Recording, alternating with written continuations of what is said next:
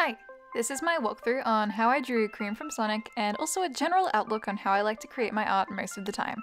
If I'm drawing something I haven't drawn before, i.e. a Sonic character, I like to start with plenty of references and a sketch layer.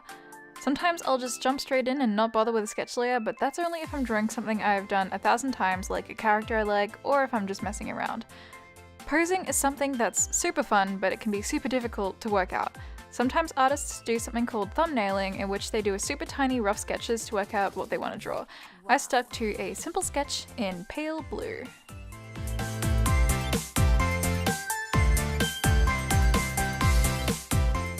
Now you can see here that I changed the pose to both arms out, as I felt that looked more fitting to her character. To save time and effort for such a rough sketch, I was able to copy and paste her right arm and adjust it to form her left.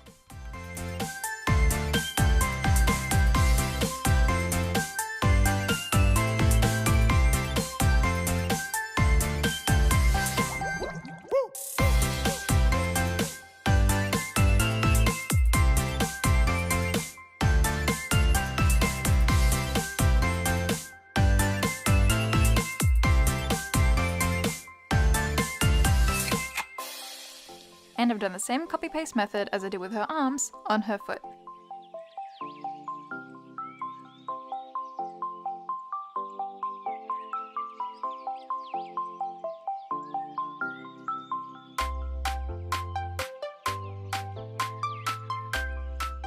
Once I'm satisfied with my sketch, I lower its opacity until it's just translucent enough so that it doesn't get in the way of my line art, but I can still see it to guide me.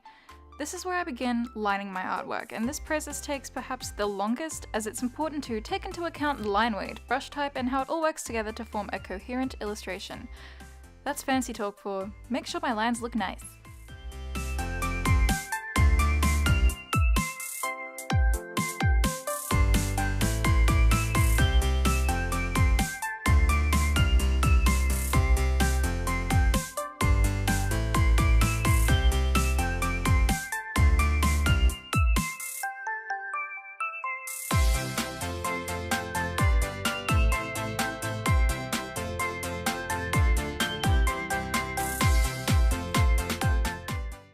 Once again, I used the copy-paste trick to give Cream her second arm.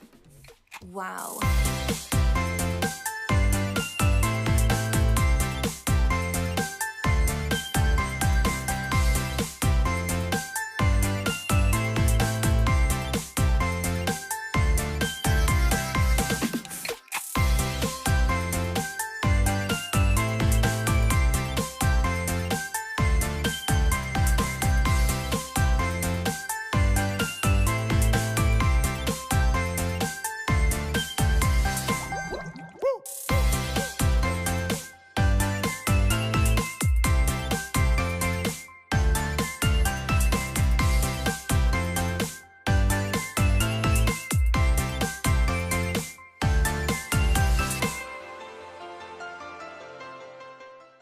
While I line, I should talk about the program and brushes I'm using.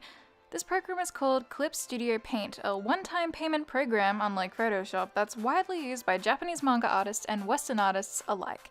It's flexible, it has tons of awesome features, and it goes on sale like 4 times a year. I highly recommend it. I only recently made the full transition from free but more limited programs like Paint Tool Sai and Fire Alpaca, though I still use Fire Alpaca for one reason, which you'll see later. The brush I'm using comes with the program already installed. It's what my art friends like to call the crunchy brush, because it's less smooth and has a really nice pixely, solid look. It's my favorite and I love it.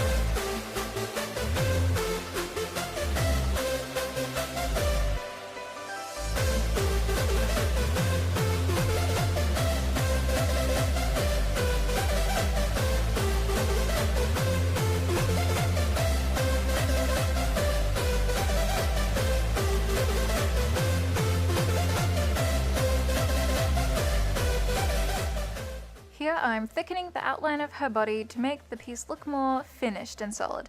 It just makes it look better.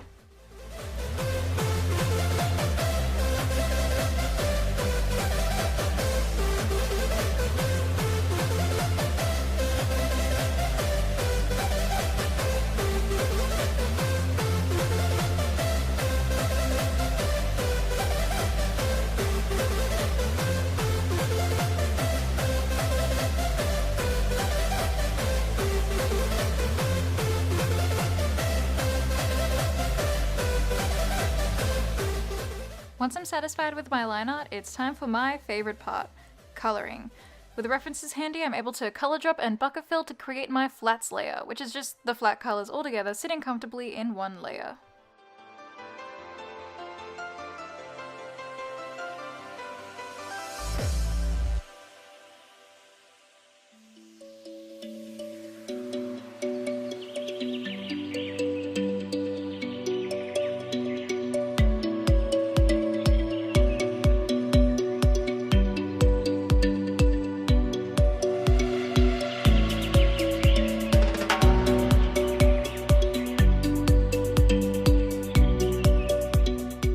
There are many ways to add shading to a drawing.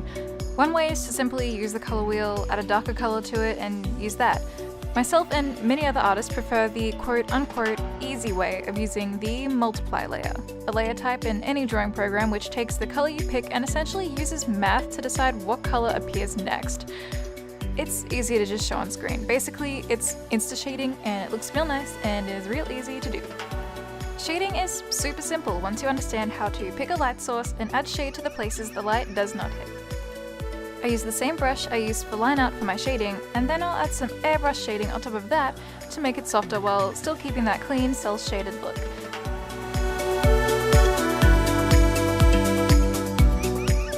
Next, I'll add another layer and soften up these colors so they look nicer. Meanwhile, I'll erase parts of that layer to kind of make it seem like the sun is peeking out from behind her.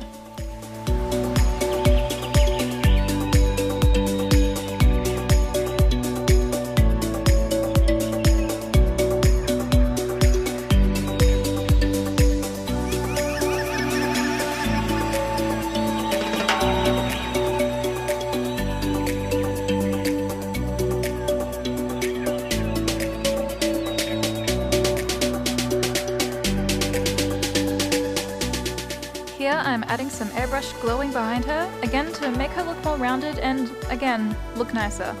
90% of the reasons I do things in art boils down to it looks nice.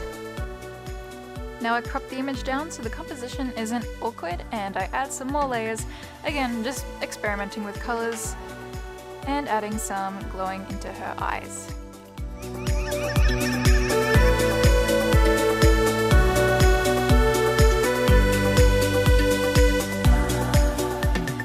Adding her shadow here. At first I went with a simple circle, but figured I could do better.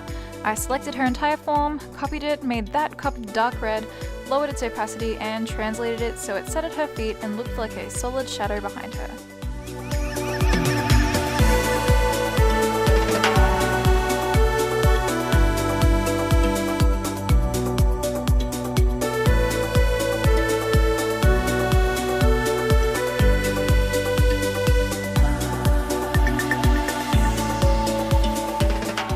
I'm just adding a little bit of glow behind her so the background doesn't look so boring. And finally, here's where I still keep Fire Alpaca handy. For all of my art, I like to add a gentle chromatic aberration, which is essentially a 3D movie effect. I love its look and find it really finishes off a piece. I only go light, no more than 1 or 2 at most. And this is the finished product.